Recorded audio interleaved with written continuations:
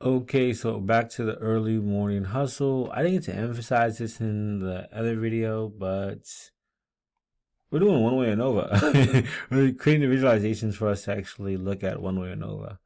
And you can see that we have a categorical explanatory variable and we have a quantitative response. Okay, so what we want to do in terms of one-way ANOVA is to see if the population means are the same. So let's look at the summarization of the data. We're going to group by our explanatory variable, our categorical variable, sticker color preference, okay, sticker color preference. And then what we're going to do is find the mean, the standard deviation, the median, as well as the mean and the min and the max of the sticker spending limit. Yeah, I'm just going to do a little bit of a copy paste game. Boop for the mean, boop for the min, boop for the max, median, standard deviation. Sorry, I'm just getting all messed up. And I'm just gonna run this. Okay. Don't embarrass me. Okay, good. All right, we ran. So it has the max, the min, the median, standard deviation, mean, and sample size. Let's see what we find. When it comes to most people like forest, which is cool. Our sample size for all of it is 6. This is not one of the assumptions, but this is very dangerous with such a small sample size. The means look, obviously mint is the highest. It seems as if those are, oh wow, people are like, man, you see, we could make stickers here based off of this information. At least have some general idea.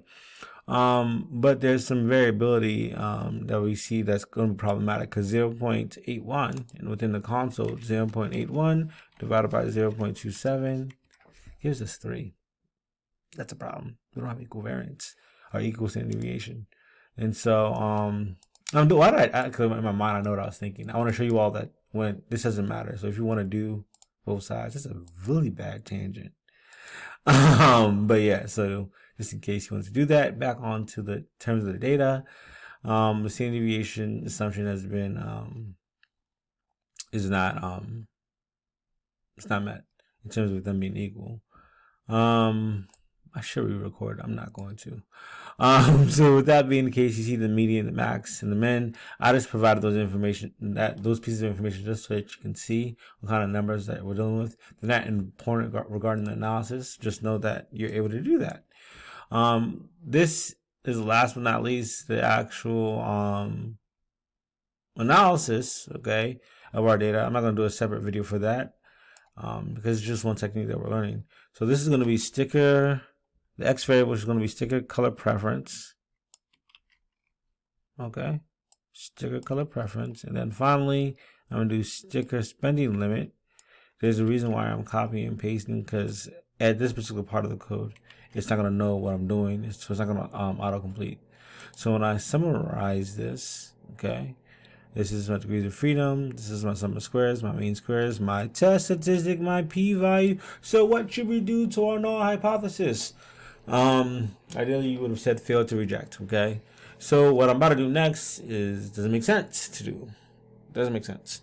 But I'm going to do it anyway. So if we were to reject the null hypothesis, we want to figure out which of the sticker preferences is different, okay, from the other ones. And Tukey's HSD is a mechanism that allows us to do this. Let's run it. So here you notice most of these intervals include 0. So this one includes 0, boop. This one includes 0, boop. This one does not include 0. This one does not include 0. This one does not include 0, but this one does include 0. And so why they may not include 0 are a function of a lot of different things. I would argue one of the biggest things is the sample size. In terms of olive, because that's olive being compared to the other ones. Olive, being compared to emerald, forest, and mint. And the fact that our sample size, as well as the standard deviation, is so low, it's not indicating. It's indicating a difference, but it could be a case of sample size and outliers, the impact of outliers. What else do I want to note here? Notice that the p-values for all these tests that we actually decide to zero is not plausible, we would still fail to reject them. Okay, it's not like it's really significant. None of them are significant.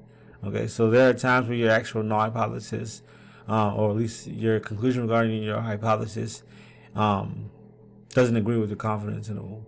Okay. What else to mention? Yeah, that's it. I don't want to waste any more of your time. Have a good rest of your day.